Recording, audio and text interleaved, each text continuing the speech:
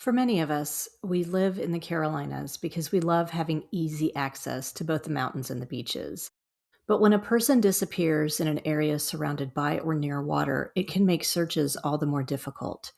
From the very beginning of this podcast, I've been fascinated by disappearances and crimes that have taken places in some of my favorite places, such as the mysterious disappearance of Liz and John Calvert from Hilton Head in 2008, the murder of Brenda Holland on the Outer Banks in 1967, and Heather Elvis's still unsolved missing persons case from Myrtle Beach.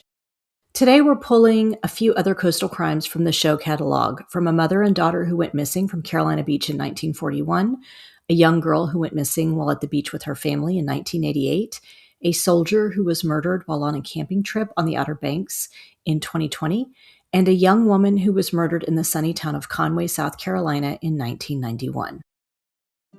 There is much to love about North and South Carolina, but the two states have also had their fair share of violent and senseless crimes over the years.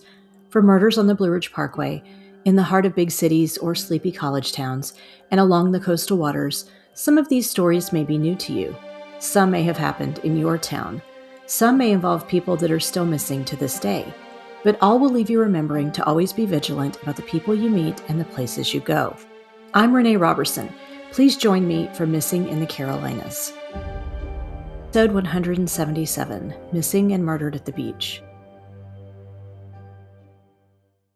The first three missing persons cases I want to discuss first appeared in episode 58, Missing and Murdered in Wilmington. One of North Carolina's oldest missing persons cases involves a 36-year-old mother and her 4-year-old daughter who disappeared from Carolina Beach, and their extended family has been searching for answers for years.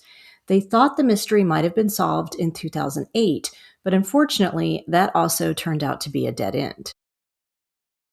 Leila Lewis was a nurse in Wilmington when she met a man named Eddis Bryan, also known as EC, when he came into the emergency room while she was working. According to a column that ran in the Charlotte Observer, Leila's family was against the relationship from the very beginning, probably because EC had come into the emergency room with gunshot wounds from what some rumors said were an irate husband. Nevertheless, they were married and had a daughter named Mary Rachel together. But on the night of May 10, 1941, Leila and Mary Rachel disappeared after leaving their home. Here is what EC said happened. They had eaten EC's favorite meal for dinner, roast beef and potatoes. Around 9 p.m., Leila left in their black 1935 Model A Ford coupe to run an errand in town. She took 4-year-old Mary Rachel with her, but they never returned. EC reported them missing. Police began an extensive search in New Hanover County with a private plane, and they dredged up inlets in the Cape Fear River. Police suspected EC Bryan was behind the disappearance of his wife and daughter. On the day they went missing, EC was building wooden forms that could hold concrete that were to become a new bedroom and bathroom addition on their house. Leila's family suspected she and Mary Rachel had been buried beneath the home. Because there was no physical evidence linking the husband and father to a crime, police could not get a search warrant to search the property. The mother and daughter were declared legally dead in 1948. Their car was never located. EC remarried, moved to Florida, spent time working in real estate, and then passed away in the late 1970s. In 1971, Leila Bryan's nephew, Lewis Smith, the son of her sister Bessie, took on the role of advocating for his aunt and cousin. What he hoped to do was find someone who would be willing to use a ground-penetrating radar at the former home of the Bryans on Raleigh Avenue at Carolina Beach. But the cost deterred him. An article that ran in the Charlotte Observer back in 2008 stated that the police had heard a false confession a few decades earlier, but the bones they found were not tied to Leila or Mary Rachel. In 2008, Ron Croson of GeoSolutions in Raleigh volunteered his time and equipment to the cause. A sweep of the ground beneath the family's house revealed 3 different suspicious places, one under the living room, kitchen, and under a bedroom. They appeared to be beneath a 4-inch slab of concrete and 24 to 30 inches below the surface. Croson said those irregularities could have been anything from construction debris beneath the home to layers of soil shifting from the sand. To explore further, they would have to remove floor tile in the home and cut into the concrete. The homeowner at the time, a man named Ken Florence, said he would be willing for investigators to explore further underneath the home. He said Carolina Beach residents had all grown up hearing the story of Leila and Mary Rachel's mysterious disappearance and wanted to help the family find answers. According to information found on the Charlie Project, a few months after the radar scan, investigators did cut away pieces from the home's basement and dig underneath in search of human remains, but nothing was found. And the home was eventually ruled out as a burial site. At the time they went missing, Leila stood 5 feet 7 or 5 feet 8 inches tall and weighed around 120 pounds. She was a Caucasian female with black hair and gray eyes. She was reportedly wearing a summer print house dress, brown and white shoes, a green turban, and possibly a sweater. Rachel was a Caucasian female with brown hair and brown eyes. She stood 3 feet tall and weighed around 40 pounds. Her birth date was May 10, 1941. Anyone with information on this case should contact the North Carolina State Bureau of Investigation at 910-486-1262. A young girl named Gloria Kim Smith went missing in 1988 from Brunswick County and has also never been found. I'd never heard of this case, but I saw it mentioned in a Wilmington Star news article titled, "At least 24 missing persons cases remain open in Cape Fear region." On June 25, 1988, 8-year-old Fayetteville resident Gloria Kim Smith was visiting Long Beach with her uncle Chul Kim. They had made the trip to meet up with other family members so they could go fishing. She was last seen playing on the beach at the Kings Lynn area. Her 18-year-old female cousin was watching Gloria but fell asleep on the beach. When she woke up around 30 minutes later, Gloria was nowhere to be found. Boats and a helicopter scanned the beach looking for the young girl that day. And the next day, more than 200 volunteers, firefighters, rescue workers, and police officers searched the area for Gloria, but turned up no leads. Police began to wonder if they weren't looking for a drowning victim, but rather one of a kidnapping. In July of 1988, the Charlotte Observer reported that a psychic from New Orleans had volunteered his services to assist in finding Gloria. Police took him to the site where she disappeared, and he said, "I feel the child is still alive." He then asked to sit alone in the spot on the beach and meditate. This psychic had been recommended by a police sergeant from New Orleans who told the local newspaper that he felt the psychic was authentic. However, based on the fact that Gloria was never located, the psychic, who said he believed his gifts were God-given and he considered himself the next step down from a prophet, was unable to provide details as to her possible whereabouts. The last newspaper article in 1988 I could find about Gloria ran in the News and Observer on November 9th. The Associated Press ran a wire article that interviewed Gloria's adoptive father, Lloyd Smith, who owned a diner in Fayetteville at the time. He said because Gloria couldn't swim, the family believed at first she had drowned. But after watching the shoreline get dragged for 3 or 4 days with no sign of his daughter or any of her clothing, he had second thoughts. The police detective assigned to the case at the time agreed. "My personal opinion is yes, she's alive," Detective Dan Holland told the press. "I haven't found a body, and until I do find one, she'll be alive. The child could have drowned, but something should have turned up." However, a man named John Goad, who worked on the case for the North Carolina Center for Missing Children, disagreed. He said she was last seen in water about shoulder deep in a fairly unsupervised area. "We also determined that the current was such and the area was such that it would be very likely or possible that the body would not surface. There is a very good chance that she would have been carried out to sea."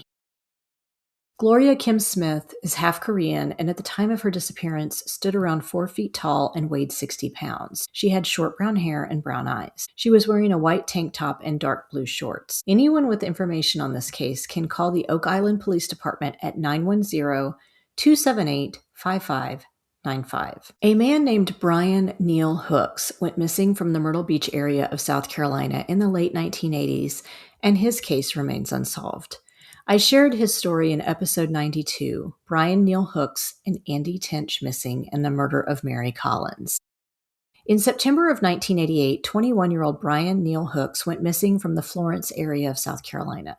According to an article that ran in the Florence Morning News, his sister Amy Turner said Neil had gone by their parents' house and said that he and his live-in boyfriend were going to the beach for the weekend. He said he'd call them when he got back. They never saw him again. According to the facts shared on the Doe Network website, Neil's cousin saw him at a club that night. Neil asked his cousin if he could spend the night at his place, but because this relative had just moved and he hadn't unpacked yet, there wasn't a place for Neil to sleep. Later that night, a roommate of that cousin shared that Neil was scared and thought his boyfriend was going to hurt him. Amy Turner said she called Neil's house and asked to speak with him, but the roommate living in the home said there was no one there by the name of Neil and hung up. She called back and asked to speak to her brother's boyfriend. He said Neil had run off and hadn't told anyone where he was going. Amy and her family knew that didn't sound like Neil. He had always kept in touch with their mother and wouldn't have ceased all communication that way.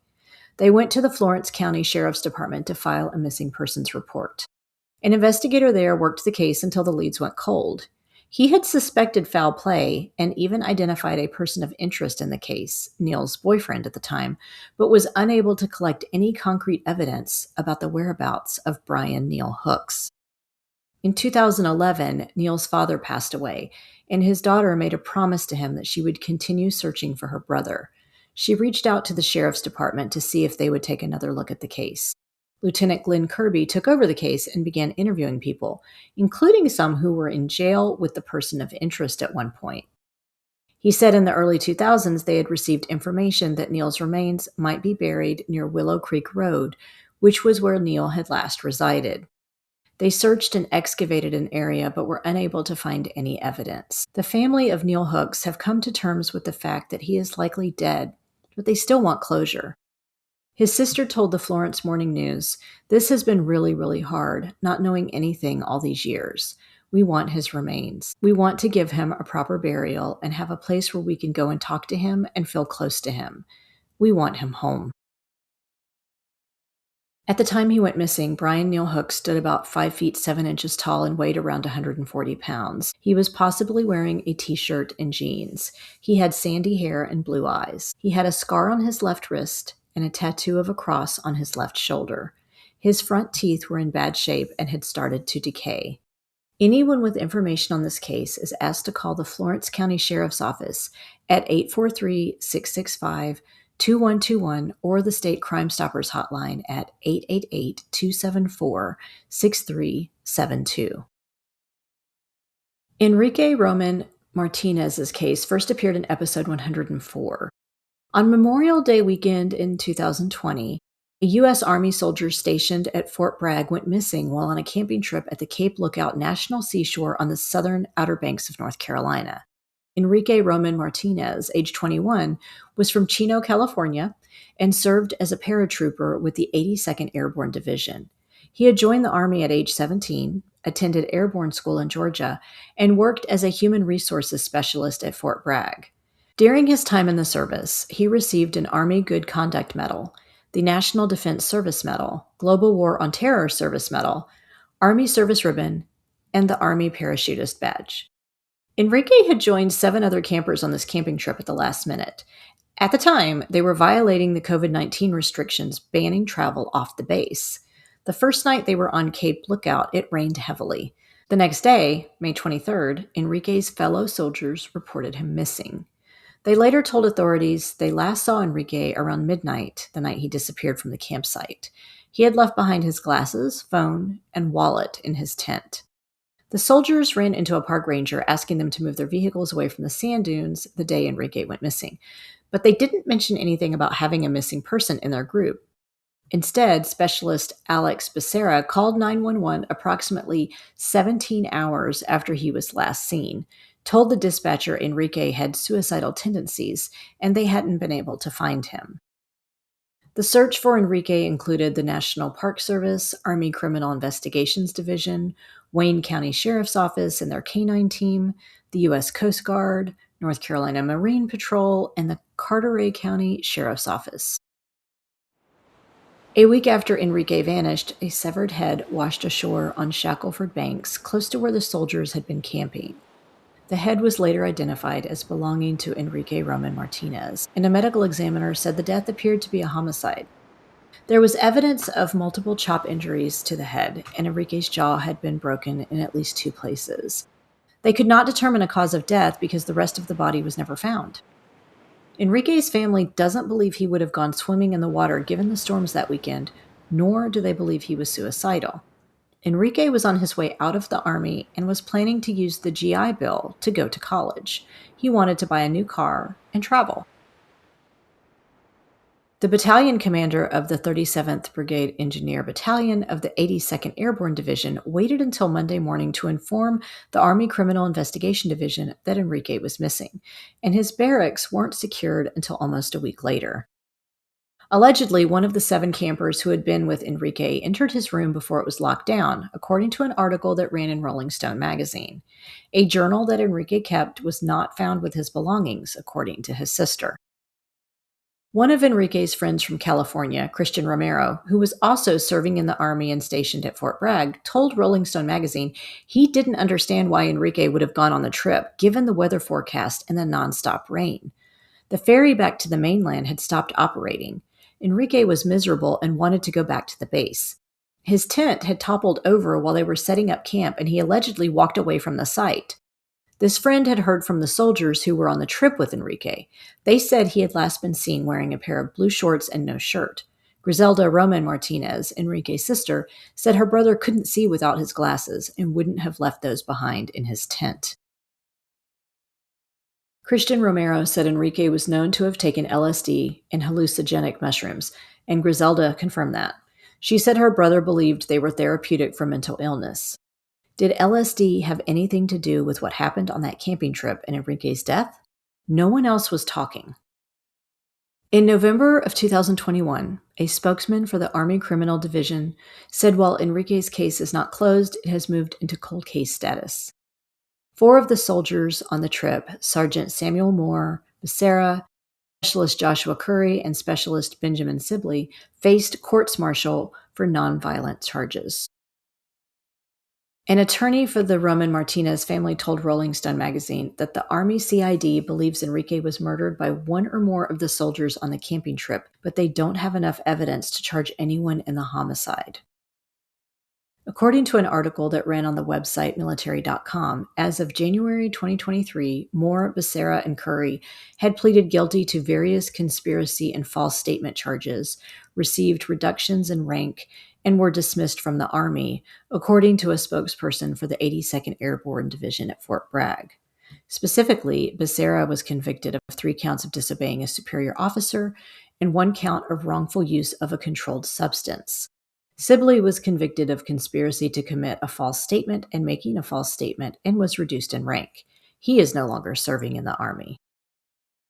Private Anne-Marie Cochelle and Private First Class Samad Landrum were granted immunity in exchange for their testimony at Becerra's court-martial. Each admitted in advance of their testimony that the deal they made included just 30 days of confinement and that the charges wouldn't be reflected in their records.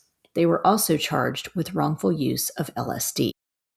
The Department of the Army Criminal Division is offering a reward of up to $50,000 for credible information leading to the identification, arrest, and conviction of the individual or individuals responsible for Enrique Roman-Martinez's death. Anyone with information regarding this death can contact the Army CID Carolinas Field Office at 910-391-4911.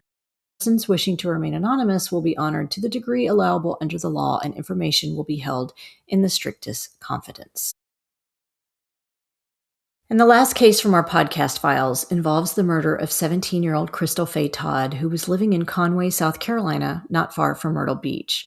Her case was all the more disturbing because she was murdered by a person she and her family both trusted. I first shared Crystal's case in episode 91. Jeremy Grice missing and the murders of Crystal Faye Todd and Ann Fox Smith from South Carolina. On November 16, 1991, Crystal Faye Todd failed to return home after a night out with friends. The last time anyone remembered seeing her was around 11 p.m. in the parking lot of the nearby Coastal Mall. The next morning, her car, a metallic blue 1991 Toyota Celica with the personalized license tag C. Todd, was found in the parking lot at the Conway Middle School. Her purse was still inside. The next morning, 2 deer hunters came across a mutilated body in a ditch off a dirt road in Horry County. It was Crystal Todd. An autopsy revealed a shocking crime. The vivacious and petite Crystal had been stabbed more than 30 times, and there were signs of a sexual assault. One of the stab wounds had crushed her skull, and another entered her brain. Out of respect for the victim and her family, I won't get into the exact details of the rape and murder. You can read all those details in the newspaper articles published at the time. But I will say that it was evident this crime was violent, with signs of overkill, and the perpetrator degraded the young woman's body in every way he could think possible before leaving her on the side of the road. Crystal's mother, Bonnie, told police right away that the killer had to be someone her daughter knew, because Crystal wouldn't have gotten into a car with a stranger and left her own vehicle behind. Police worked to retrace Crystal's steps on the night she disappeared. They knew at 7 p.m. she had left a birthday dinner for her grandmother in the Toddville community. At 8 p.m., she stopped by the Coastal Mall parking lot to speak with a friend. Around 9 p.m., she and a friend left the mall. They went to a party in the Punch Bowl area, which they left around 11 p.m. By 11:20, the two were back in the mall parking lot, which Crystal left. By 11:20, the two were back in the mall parking lot and Crystal left alone. An eyewitness saw her car parked at the Conway Middle School around 10 minutes later. Within the first few days of the murder, police had interviewed more than 100 of Crystal's friends and family members. Immediately, rumors began spreading around town that Crystal's murder was related to satanic rituals, most likely due to the severity and number of her stab wounds. Police worked quickly to tell the public they had no evidence that Crystal's murder was ritualistic. Within a week, though, they did release a statement that they believed there was more than one other killer involved. Her mother told the Sun News in Myrtle Beach the following: "I tell everyone to be careful because there's a maniac still out there. We don't know who that devil is. If they don't catch him, he's liable to get somebody else." A $10,000 reward gathered by Horry County and Crime Stoppers was offered to anyone with information leading to an arrest. After the first few months, investigators decided to try something different. They took blood and saliva samples from about 50 males that were acquainted with Crystal and tested them against blood and semen found on Crystal's body. They also collected head and pubic hair samples, fingerprints, and palm prints. One of the men they took samples from, 18-year-old Johnny Kenneth Ken Register, had dated Crystal in the past and remained close friends with her. He had even served as a pallbearer at her heavily attended funeral. Ken expressed to Bonnie Todd that he was afraid he would be framed for murder. She told him he was innocent, so he had nothing to worry about. In fact, he had often stopped by her home and asked her about the investigation into Crystal's murder, always offering her a hug before he left. It turns out Crystal's mother was wrong and had been fooled by a killer. DNA testing had matched Ken's DNA with the DNA in semen found in Crystal's body. He also had the same blood type as the killers. The medical examiner had determined that Crystal had been raped in the same period she had been killed. When police had questioned Ken after the murder, he told them he hadn't seen Crystal in 3 or 4 days and that he'd never had sex with her, even though they had dated for a brief time. On February 18, 1992, police in Horry County arrested Ken Register and charged him with the murder and first-degree criminal sexual conduct. He was on a job site as a construction worker at Garden City Beach when he was arrested. During a discussion with police, in which they read him his Miranda rights, he confessed to the murder once they told him what evidence they had collected implicating him. The young man's arrest confirmed the theory that Crystal had known her killer, and they told the public they had no plans to arrest anyone else in the rape and murder. Ken was remembered as a good student and football player at Conway High School. He was a member of the Future Farmers of America Club during his freshman year. Classmates described him as quiet and laid back, and many people believed police had arrested the wrong man. At the time of his arrest, he was dating a young woman at a nearby high school and was often seen accompanying her to events there. Ken Register's trial began in Conway in January of 1993. The media pointed out that it was an unusual trial because of the amount of young adults scheduled to testify. Out of the more than 100 witnesses, 50 or 60 of those were teenagers who had known both Crystal and Ken because they had the same circle of friends. Students openly voiced their opinions that Ken was innocent and attended the trial in support of him. What they didn't know was that Ken Register's inappropriate and sexually driven behavior had been escalating for years. When he was a juvenile in 1988, he had made hundreds of obscene phone calls to a local female teacher. And the year Crystal was murdered, he was arrested for masturbating in front of 2 female students at Coastal Carolina University. Sheriff John Teddy Hendry arranged for walk-through metal detectors to be placed at the courtroom's doors for extra security. The prosecutor for the case, Solicitor Ralph Wilson, had been getting threatening phone calls at his residence, some of which his children answered. The trial was the first legal test of the State Law Enforcement Division laboratory that examined the DNA for Horry County Police. Ken took the stand in his own defense, and by all accounts showed no emotion as he looked at Crystal's bloodstained clothing and photographs of the crime scene. These threats to the prosecutor for the case had continued all throughout the trial, including during the time the jury was out for deliberation. A witness standing outside overheard someone use a racial slur, as Solicitor Ralph Wilson was black, and said he was going to kill him before the end of the night. That witness alerted the Conway police. Wilson said in all his years as a prosecutor, he had never received any threats. One call that came in said Wilson would be harmed as he walked across the street from his office to the courthouse. He had to be escorted during that trip by armed guards. The crime of threatening a court official is a felony and can carry a maximum of 5 years in prison. In fact, dozens of law enforcement were on guard at the courthouse during that time, as the Crystal Todd murder trial had drawn one of the biggest crowds the courthouse had seen in years. I read in a later article that police had been able to pinpoint a particular home the calls were coming from, but it belonged to family, and they couldn't determine which family member was making the calls. I'm not sure if they ever arrested anyone for the threats, but if I had to guess, I'd say it was a close friend or family member of Ken Register's that was making the threats. The jury found Ken guilty of the rape and murder of Crystal Faye Todd on January 22, 1993, after deliberating for almost 5 hours. Crystal's mother, Bonnie, later told the media that she was surprised at the way Ken stared at the jury after the verdict was read. "You could see the devil coming out of his eyes," she said. "I've always wondered what was in his eyes. Now I know it was the devil." After the guilty verdict, Bonnie Todd visited her daughter's grave and told her about Ken getting convicted. "I wanted to tell her they found him guilty," she told the press. "I stayed about a minute. I just felt glad." Ken Register was given several life sentences for his crimes, but he has still been eligible for parole due to an old state law. He is serving his sentence out in the Broad River Correctional Institution in Columbia. On February 19th of this year, Ken Register was denied parole for the 3rd time. Before his parole hearing, Crystal's family put together an online petition and asked the public for help in keeping Ken Register behind bars. The petition received more than 5,000 signatures. While her family says it is difficult to relive Crystal's murder every 2 years when her killer is eligible for parole, they will continue to fight to keep him in prison. This brings us to the conclusion of this episode of Missing in the Carolinas. If you enjoyed this episode, please do me a favor and give it a 5-star rating wherever you listen to your podcasts. We're also on Instagram, Facebook, and YouTube, so please like our pages and get started on a discussion of the missing people profiled on the show. Do you know of a missing persons case in North or South Carolina that you think should be covered? Email me at missinginthecarolinas@gmail.com with any details you can share.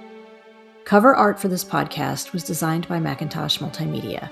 All episodes are researched and written by me, Renee Robertson, with sound editing provided by Daniel Robertson. Jenna Browse is the social media coordinator and research assistant. Thanks so much for listening.